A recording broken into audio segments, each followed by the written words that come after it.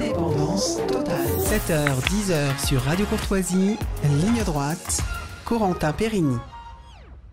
Alors on va parler de ce grand auteur Ernst Junger, l'un des le plus français des écrivains allemands, avec François Bousquet, rédacteur en chef de la revue Éléments et directeur de la Nouvelle Librairie. Bonjour François Bousquet. Bonjour Corentin. Et nous sommes avec Claude Bourrinet. Bonjour Claude Bourrinet. Bonjour. Vous êtes enseignant et donc auteur de ce livre, Ernst Junger. Je ne suis plus enseignant. Comment ? Vous n'êtes plus enseignant, ex-enseignant. J'essaie d'oublier. Vous essayez d'oublier. En tout cas, vous nous J'essaie d'oublier d'avoir été enseignant. Vous nous enseignez, en tout cas, bon, quoi, sur Ernst Junger dans ce livre, Journaux de guerre, Ernst Junger dans le ventre du Léviathan aux éditions Perspective Livre. Alors, vous en parlez dans votre livre. Comment vous avez rencontré Ernst Junger, qui est, vous le dites, l'un des plus français des écrivains allemands et qui a évidemment influencé une bonne partie de la nouvelle droite et puis de la droite en général, la droite française. Oui, le paradoxe, c'est que Ernst Junger est plus, on va dire, coté, plus apprécié en France qu'en Allemagne. J'ai lu un livre de Joachim Fest, un grand spécialiste de l'Allemagne nazie, allemand, et il passe sur Ernst Junger de manière assez cavalière en l'accusant d'avoir été un proto-nazi, exactement comme a fait récemment Monsieur Onfray. Ce qui est ridicule, mais on va revenir d'ailleurs là-dessus, sur ces accusations. Et qui ne l'a sans doute pas lu, hein, et qui le traite qui l'accuse d'être un nazi, parce qu'il prenait sa douche, une douche glacée chaque jour. Un bain glacé, je crois même. Un bain glacé chaque jour. On sait que les fascistes ont cette coutume. Et qui plus est, a eu l'insolence de vivre jusqu'à 103 ans. Alors on sait que les fascistes vivent très longtemps. Alors ça a scandalisé M. Onfray. Et d'ailleurs, c'est ce qui m'a poussé à écrire le livre. De certaine façon, il y a une autre cause. C'est une cause littéraire. Alors, je ne suis pas un spécialiste d'Ernst Junger, bien que je l'apprécie. Bon, j'ai lu comme tout le monde Orage d'acier, qui est une œuvre extraordinaire. Et la guerre comme expérience intérieure. Hein. Voilà, donc Orage d'acier, où il décrit la guerre, donc c'est sorti en 1920, c'est juste après la Première Guerre mondiale, oui. Et il raconte... Donc, oui, c'est son père qui l'a poussé à exploiter ses carnets de guerre, hein. Exactement comme les carnets de guerre d'autres soldats sur le tas. Il prenait des notes un peu à la va-vite, hein.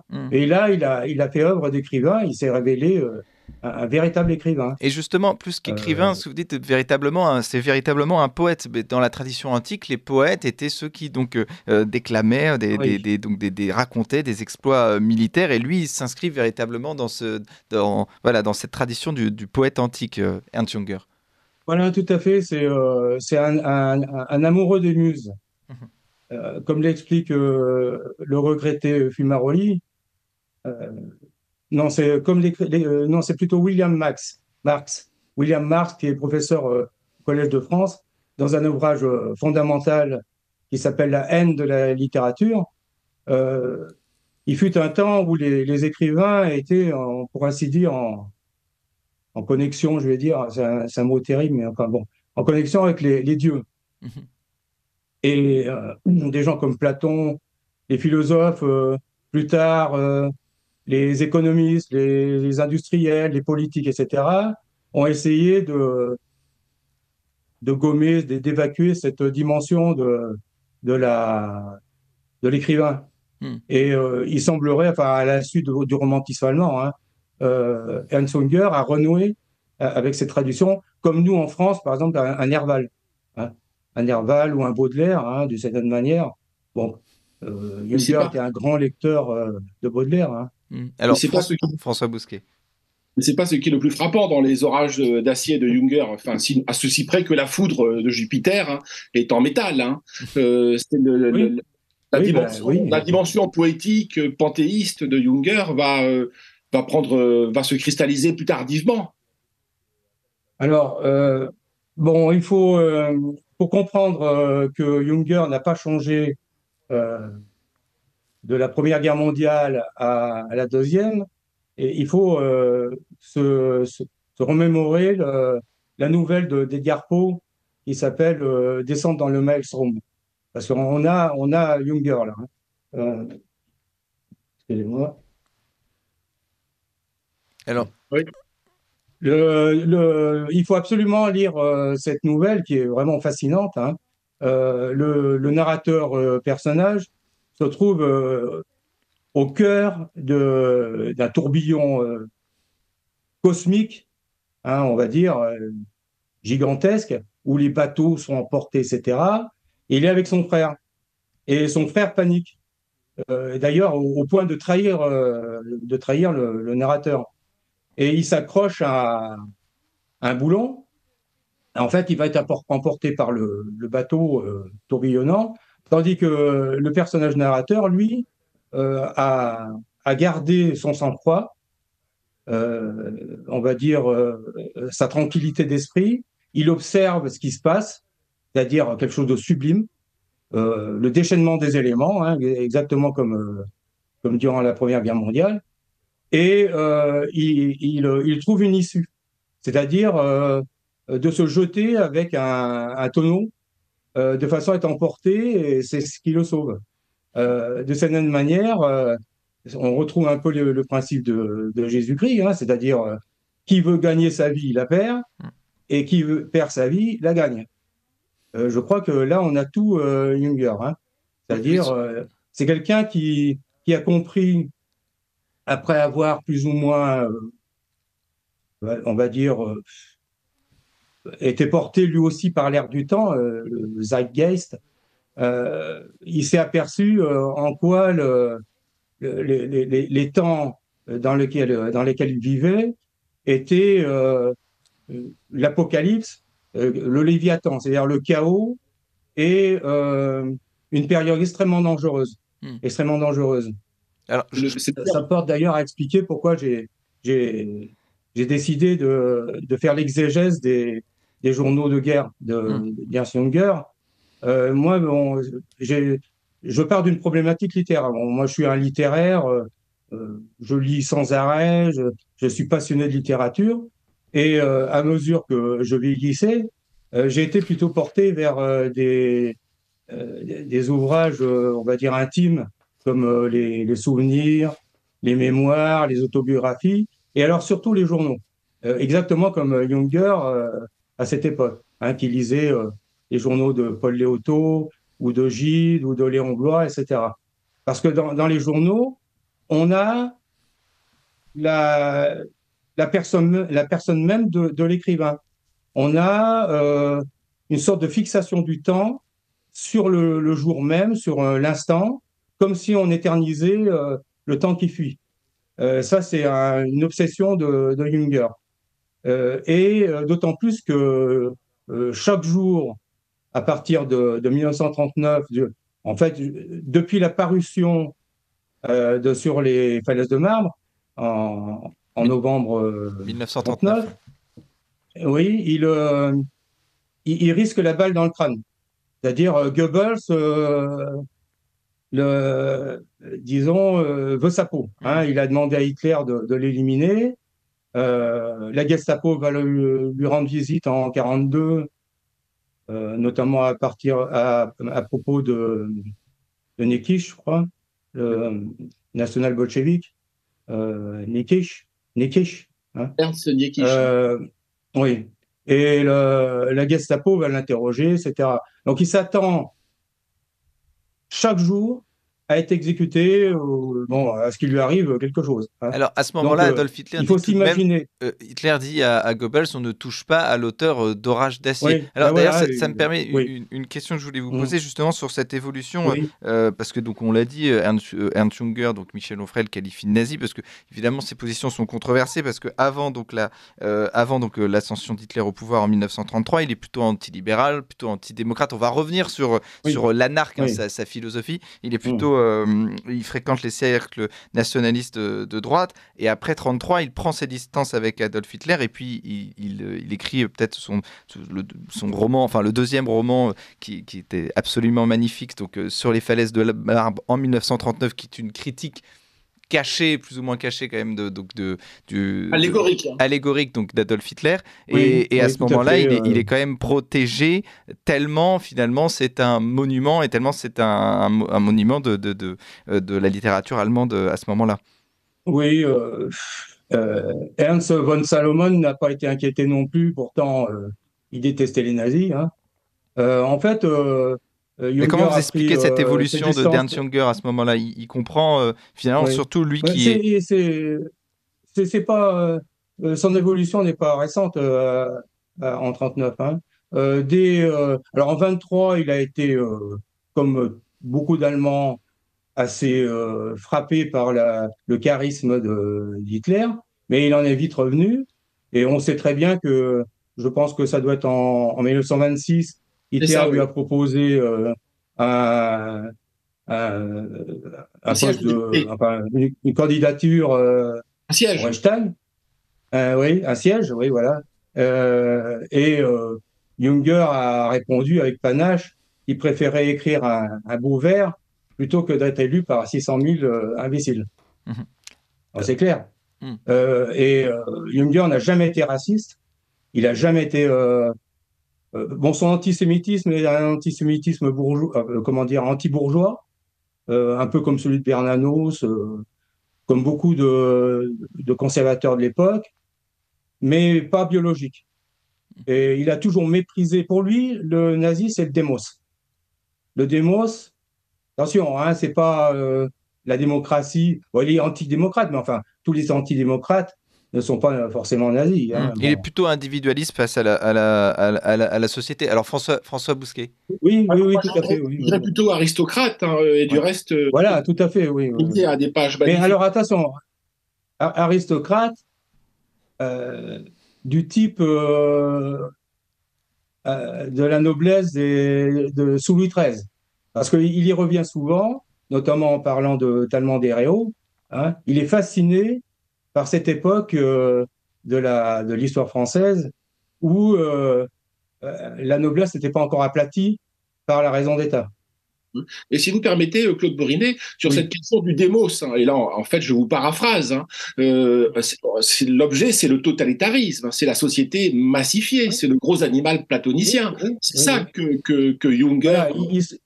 Voilà, il sort du cliché libéralisme bourgeois à la française, hein, contre les méchants...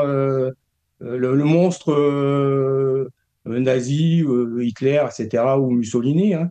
Non, il n'entre pas dans cette dichotomie.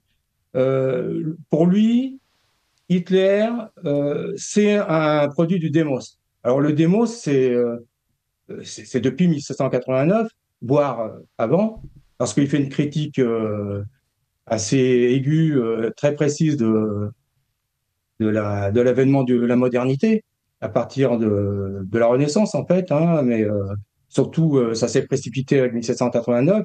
Pour lui, il n'y a pas de véritable rupture entre l'américanisation et ce qui s'est produit en Allemagne ou en Italie, etc. Hein. C'est-à-dire, c'est le produit de la modernité, c'est-à-dire le démos, le recours au peuple. Le peuple moderne, hein. C'est-à-dire pas le peuple, le populus romain, hein, c'est autre chose. Hein. Parce que pour lui, il y a deux sortes de sociétés. Il y a une société différenciée où on a des ordres inégaux avec des fonctions différentes et une sorte de justification par le suprahumain. Comme jusqu'à la fin du Moyen-Âge, on va dire, hein, une société organique où chacun a sa tâche, un peu comme l'envisageait aussi la société prussienne. Hein, c'est un peu ça, il est prussien. Junger est prussien, en fait. Même s'il n'est pas noble, il est fils d'un bourgeois, Mais en fait, il a une mentalité prussienne, d'ailleurs un peu comme, c'est la philosophie comme Joachim Fest. Oui. C'est la philosophie de l'anarque. Est-ce que vous pouvez expliquer ce que c'est cette philosophie Alors, l'anarque, moi, c'est avec Mesfield, c'est en 1977, je crois. Hein, bon, c'est bien après. Mais en fait, oui, dans la pratique, c'est un anarque. C'est-à-dire, bon, l'anarque, c'est plutôt une figure. C'est pas exactement comme le rebelle. Le rebelle, c'est dans une situation politique extrêmement dangereuse où l'État est féroce. Tandis que l'anarque, lui, peut très bien vivre dans une société comme la nôtre, c'est-à-dire relativement molle, avec un État, certes, qui surveille tout, etc. Mais c'est le fait de flotter. Hein. On revient à notre maelstrom, c'est-à-dire de garder son compte à soi. Et d'ailleurs, j'insiste beaucoup dans mon livre sur l'homme intérieur. C'est-à-dire. D'où l'intérêt pour le journal. Oui, mais pour la vie aussi, le salut, je dirais. Parce qu'il parle beaucoup du salut. Hein. D'ailleurs, la dimension chrétienne est extrêmement présente. Ça gênait peut-être un peu Dominique Vénère. Il s'est converti en 1996, 2 ans avant sa mort. Et d'ailleurs, Non. Quand on lit, oui, mais bon. Ah, justement, parce que vous dites finalement, on comprend qu'il s'est converti parce qu'il était dans un village et parce qu'il y avait un prêtre du village, et pour bien s'entendre avec le prêtre du village, quand on connaît un peu la personnalité d'Ernst Junger, on se dit qu'il y avait quelque chose d'autre. On ne se convertit pas. Je crois qu'il avait quasiment 100 ans, peut-être pas encore 100 ans, mais Ernst Junger ne se convertit pas pour faire plaisir à quelqu'un. En tout cas, ça ne faisait pas partie de sa personnalité. Là-dessus, justement, sur la conversion d'Ernst Junger, qu'en pensez-vous? Je reprends l'argumentation de Dominique Vénère, hein, c'est ce qu'il dit. Oui. Bon, moi je dis que se convertir au christianisme, c'est pas forcément aller à l'église. Peggy n'allait pas à la messe, il n'a pas fait baptiser ses enfants. On va pas dire que Peggy n'était pas catholique. Bon, hein. Junger, c'est un être libre, donc c'est pas quelqu'un qui va s'attacher aux étiquettes. Et d'ailleurs, pour lui, bon, si le diable existe, parce qu'il parle beaucoup du démon, etc., hein, Dominique Vénère dit que c'est un néoplatonicien. Mais moi, je dis, c'est plutôt du côté de Jean Blic, c'est-à-dire un théurge. C'est-à-dire, il croit à la magie, il croit aux forces démoniaques, à des forces supérieures, hein, Junger. Hein. C'est pas un positiviste. Et pour lui, le démon, c'est la sclérose de la pensée, des comportements, c'est le mécanique, c'est qui a été tout à fait favorisé par l'avènement de la technique. Hein. La technique, c'est le diable. C'est-à-dire, c'est ce qui nous fige dans des comportements fonctionnalistes, hein, fonctionnels, et qui nous fait oublier notre âme. Hein. Alors, c'est un terme, Monsieur Onfray peut-être va faire des bons en entendant ce terme d'âme. Mais non, justement, il croit à l'âme, pour moi, l'âme aristotélicienne. C'est quelque chose qu'on a oublié depuis l'avènement de la science, parce que où est-ce que ça se trouve, l'âme? Dans les neurones, dans les synapses, ou dans quoi? Bon, justement, c'est ce qui n'est pas mesurable en nous. Je voulais, vous avez parlé de la technique, je vais donner la parole à François Bousquet juste après, mais vous avez parlé de la technique, je vous ai cité un moment dans votre livre qui est très éclairant là-dessus, parce que ça s'appelle quand même Journaux de guerre Ernst Junger dans le ventre du Léviathan, et vous dites si la guerre a généré ce qu'il est devenu, c'est parce qu'elle est la mise en abîme de la modernité d'un monde où la technique a atteint un tel degré de puissance qu'elle dépasse l'homme par sa masse, son pouvoir de destruction démesuré, et une logique rendant apparemment difficile, voire vaine, toute tentative de la contrôler. Comme l'écrit Bernanos, un monde gagné par la technique est perdu pour la liberté. Là, il y a véritablement, ça résume finalement la vision de la technique d'Ernst Junger. Je crois même qu'il y a un livre à la Nouvelle Librairie qui parle d'Ernst Junger et la technique, François Bousquet. Oui, mais alors simplement, il a quand même un petit peu changé sur cette question de la technique. Il a tout à fait changé, oui. Oui, les orages de papier. Moi, à la différence de Claude Borinet, mais le livre, c'est une magnifique méditation sur Junger et ses journaux. Je reste quand même fasciné par le livre de Junger qui s'appelle Le Travailleur, hein, qui est un livre... Arbeiter. Voilà, traversé par une énergie, l'énergie de la technique, mais il y a la rencontre avec son frère, hein, qui a écrit La perfection de la technique, et la rencontre avec Junger, bien sûr, hein, qui va le faire réévaluer la question de la technique. Hein. Et il me semble qu'il a quelque peu changé en bien. Alors, il était très proche de son frère, effectivement, et son frère est venu le voir en 1939, ils en ont discuté. Oui, son frère était lucide. Mais en fait, il n'a pas changé, c'est-à-dire il reconnaît, Heidegger le dit, hein, Heidegger est reconnaissant à Junger d'avoir mis l'accent sur ce triomphe de la technique dans le monde moderne, ou postmoderne, enfin pas postmoderne à cette époque, mais moderne, on va dire. Mais c'est ça, il y a une sorte de basculement du regard. C'est-à-dire, il veut chevaucher la technique, et puis quand il s'aperçoit, parce qu'il n'a pas besoin de son frère pour voir aussi, et il voit le degré de destruction et d'asservissement de l'homme, parce que la technique, c'est pas forcément quelque chose qui est en face de nous et qu'on peut chevaucher comme un tigre. Hein. C'est aussi nous, c'est-à-dire la technique s'empare de nous et colonise notre intérieur. C'est plus qu'un vêtement. C'est notre essence.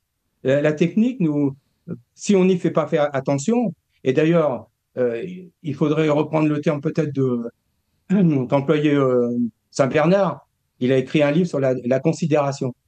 La considération, c'est porter un regard attentif, très pointilleux sur notre monde et sur ce qu'on est. C'est ça la considération. Et je pense que ça peut résumer la prise de position qui est celle aussi de Heidegger. Alors justement, on va revenir là-dessus le retournement de... On va revenir sur Heidegger, sur la technique et puis la vision de la technique d'Ernst Junger juste après le bulletin d'actualité. Il est 9h, François Bousquet, vous connaissez la règle. Et puis après, on revient sur cette vidéo et ce livre donc, de Claude Bourrinet, Journaux de guerre, Ernst Junger dans le ventre du Léviathan aux éditions Perspectives Libres. Il y a une place pour nos idées. Vue de haut. Et donc notre conversation était sur la technique, Heidegger, donc philosophe allemand, qui d'ailleurs a eu sa carte au parti nazi avant de évidemment changer de bord. Enfin, de fait, non, mais évidemment ça ne le réduit pas. Et puis notamment donc Ernst Junger qui a été Beaucoup ont eu la carte sans partager. Oui, bien sûr. Non, mais c'était pour revenir sur Heidegger. Et puis Hans, il a été aussi influencé par Hans Jonas et le principe de responsabilité. Vous étiez sur... Plutôt l'inverse. Hein. C'est plutôt l'inverse, Corentin. Oui, pardon. Oui, c'est plutôt l'inverse. Hans Jonas qui avait... Donc c'est toute cette philosophie allemande, en fait, sur la technique, réflexion sur la technique et puis sur la modernité. La technique n'est pas technique, enfin, n'a rien à voir avec la technique, en fait, hein, comme dit Heidegger. C'est une manière de voir, c'est une vision du monde qui relève de la volonté de puissance. Junger a critiqué le nietzschéisme, hein, le vitalisme nietzschéen, lui-même a plongé dedans, comme tous les jeunes Allemands issus de la Première Guerre mondiale, mais il en est vite revenu, comme Heidegger. J'ai lu le gros pavé sur Nietzsche de Heidegger, qui dit que Nietzsche, c'est la phase ultime du nihilisme. C'est-à-dire la volonté de puissance qui est l'avènement du surhomme aussi, hein, de cette manière. Heidegger oppose à Nietzsche Hölderlin, c'est-à-dire une vision poétique, un accès à l'essence du monde, on va dire, par la poésie, c'est-à-dire ce qui n'est pas technique, hein, Hölderlin.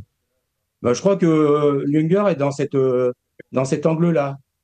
C'est-à-dire il a tout son accès au cosmos, parce qu'il y a aussi une influence de Goethe aussi, hein, chez Junger. Hein. Il parle des mers, hein, et c'est une vision poétique, c'est-à-dire une vision intuitive. Et il essaie de décrypter, parce que pour lui, la nature, le monde, est un réseau de signes. Il s'agit de décrypter les signes. Il a toujours eu le sentiment d'être agi par des forces supérieures. D'ailleurs, plusieurs détails, plusieurs anecdotes de sa vie sont assez mystérieux. Hein. C'est d'ailleurs, on dirait qu'effectivement, il est de ceux qui passent à travers les balles. Jünger, hein. Sur cette question de la grande figure du grand auteur, parfois un peu de marbre, hein, du sacre de l'écrivain, vous citiez Goethe, hein, et dans le journal, dans votre lecture du journal, hein, vous faites une comparaison qui est assez juste, puisque entre Goethe et Jünger, on n'a pas évoqué la passion de Jünger pour l'univers microscopique. Hein, c'est essentiel. Voilà, l'entomologie. Et vous comparez un va-et-vient, l'obsession de Goethe pour la question de la couleur, les travaux de Goethe sur la couleur, et ceux de Jünger sur les insectes, sur les papillons, qui sont. Est-ce que c'est un refuge pour Jünger, les papillons, ou au contraire, c'est précisément le cosmos qui voit à l'œuvre et la forêt. C'est un refuge dans le sens où la hutte peut être un refuge, c'est-à-dire la cabane dans la vigne, c'est-à-dire la forêt, hein, le recours aux forêts. Et quel titre dans le livre. Alors voilà, sur cette philosophie du recours aux forêts, Claude Bourrinet. C'est une allégorie. Hein. Ça ne veut pas dire que, bon, moi je vis au milieu des forêts, hein, au milieu des rochers, des forêts. Ça fait 30 ans que j'ai quitté la ville. Disons que j'ai pratiqué ce recours aux forêts, hein, de manière extrêmement physique. Hein. Je conseille d'ailleurs de prendre un chien pour ça, un chien gaillard. Hein. Mais le recours aux forêts, ça peut se faire aussi dans sa chambre à Manhattan. Le recours aux forêts, c'est-à-dire c'est une sorte de refuge. Ça paraît un peu bourgeois, enfin un peu. Vous ne parlez pas de refuge, vous parlez d'un havre de paix. Oui. Tout à fait comme dans le Maelstrom, hein, on y revient toujours, mais je fais une référence aussi aux philosophes de l'Antiquité, les stoïciens. Ils n'en parlent jamais de stoïciens, mais moi, j'ai lu les stoïciens, Épictète, Sénèque, Marc Aurèle, etc., et j'ai reconnu Jünger. C'est vraiment... et d'ailleurs, en lisant aussi des ouvrages de théologie. D'ailleurs, vous savez que les entretiens d'Épictète qui ont été annotés par Arrien ont été diffusés dans les monastères sans en changer une virgule. Sauf qu'à la place de Logos, on mettait Dieu. Mais autrement, ça a été traduit en latin, du grec en latin, et diffusé dans les monastères, mais sans rien changer. C'est-à-dire, on lit Épictète, on a l'impression J'ai lu aussi le Don de Latte, un abbé de Solesmes, avant la guerre, hein, et j'ai reconnu le stoïcisme. C'est-à-dire que quand on oppose le christianisme à la philosophie antique, je crois qu'on est quand même plus ou moins l'objet ou victime des préjugés bourgeois. Pour moi, il n'y a pas d'opposition entre le christianisme, le stoïcisme, un certain paganisme. J'y retrouve.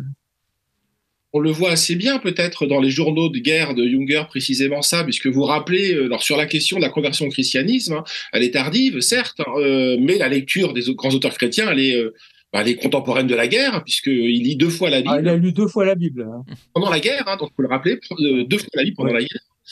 Est-ce que c'est le mot Teilhard de Chardin? Je ne suis pas un fanatique de Teilhard de Chardin, mais tout ce qui montre converge. Hein. Stoïcien, christianisme, sagesse. Hein. Oui, enfin, Teilhard de Chardin. Je ne suis pas un fan. Peggy disait tout ce qui est élève sunni. Oui, Peggy disait la même chose en d'autres termes. Ah ben, comme le dit c'est Bernanos, qui dit il faut, quand on meurt, il faut être à une échelle supérieure que quand on est né. Hein. C'est-à-dire, il faut, dans la vie, il faut essayer de ne pas déchoir. Je crois que c'est vraiment extrêmement important.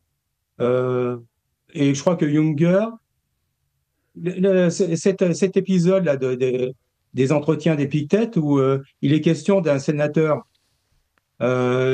qui a une toge avec une bordure pourpre.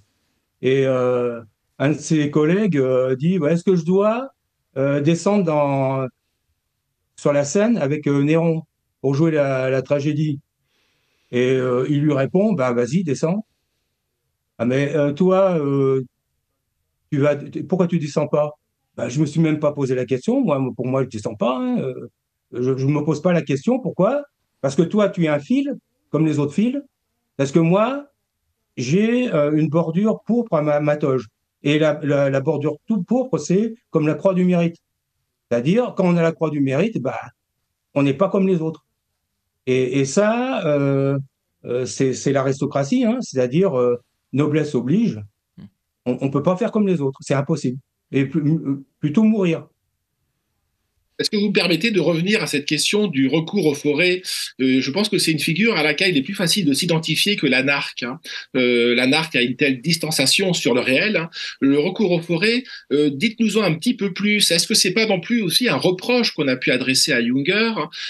C'est de l'émigration intérieure avec d'autres grands auteurs allemands. C'était une résistance qui était quand même passive, hein, plutôt qu'une résistance active. Hein.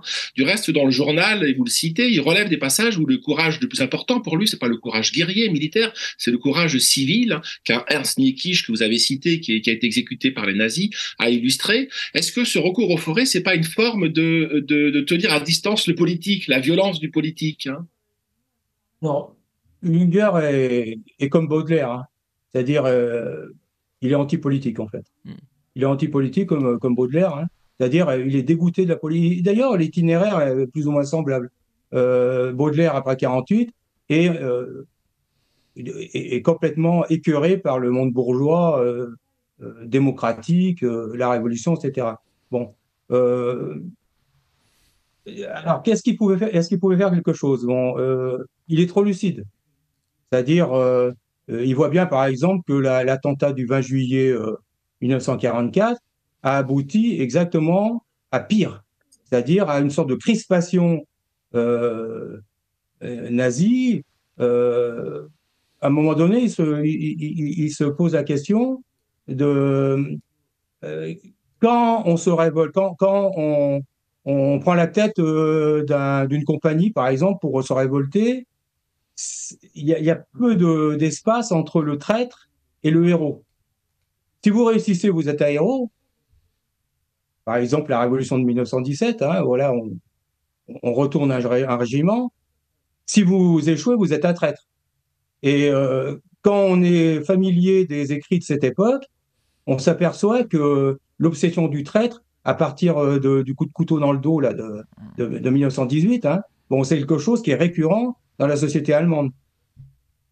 Alors, il y a des moments où on ne peut rien faire. Moi, à mon avis, actuellement, à mon avis, on ne peut rien faire. On est dans les basses eaux. Il y a que quelque chose. Je serais d'accord avec Rod Dreher dans le Paris bénédictin. C'est-à-dire, voilà, on revient aux sources, on essaie d'enrichir sa vie intérieure et se faire des amis, voire créer des familles, etc. Et puis recommencer à zéro.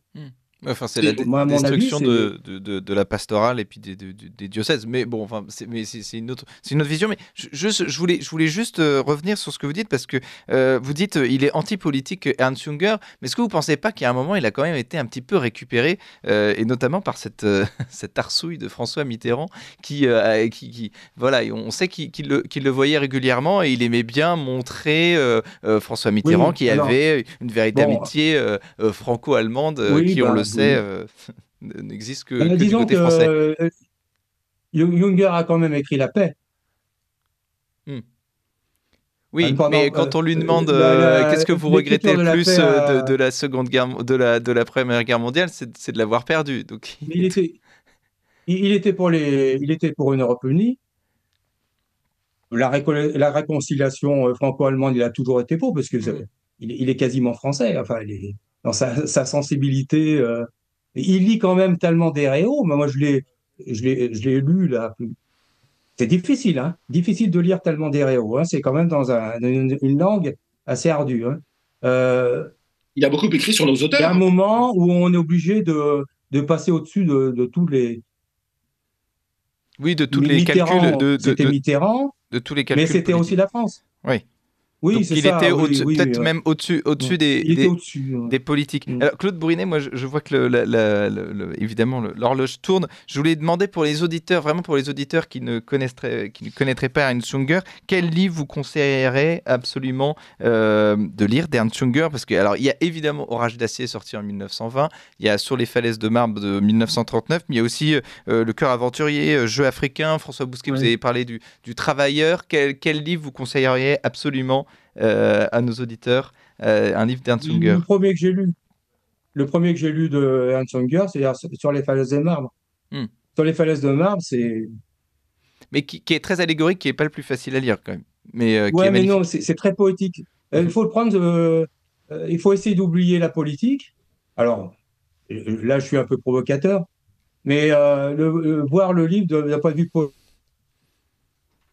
Quand Julien Gracq, alors c'était en 1942, je crois, sur un quai de gare, en plein hiver, il s'assoit sur un banc. Alors, il n'y avait pas de trafic à l'époque, il n'y avait pas de voiture qui passait. Hein.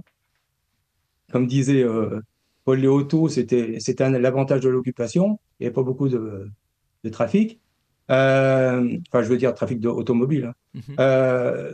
Il lit Sur les falaises de marbre, mais alors, en continu, enfin, il est complètement absorbé par ça. Et ça a été une sorte de vertige. Hein.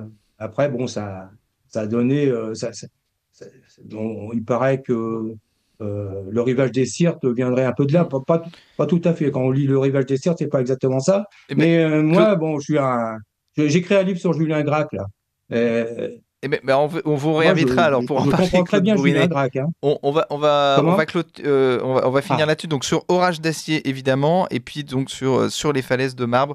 Sur les falaises de marbre. Oui, et puis évidemment Journaux de guerre, Ernst Junger, Dans le ventre du Léviathan, votre dernier livre aux éditions Perspective Livre. Merci à vous Claude Brunet, puis merci à vous beaucoup. Merci à vous François Bousquet. Je rappelle François Bousquet que vous êtes rédacteur en chef de la revue Éléments, directeur de la Nouvelle Librairie. On vous retrouve la semaine prochaine. Vous êtes notre partenaire du mercredi.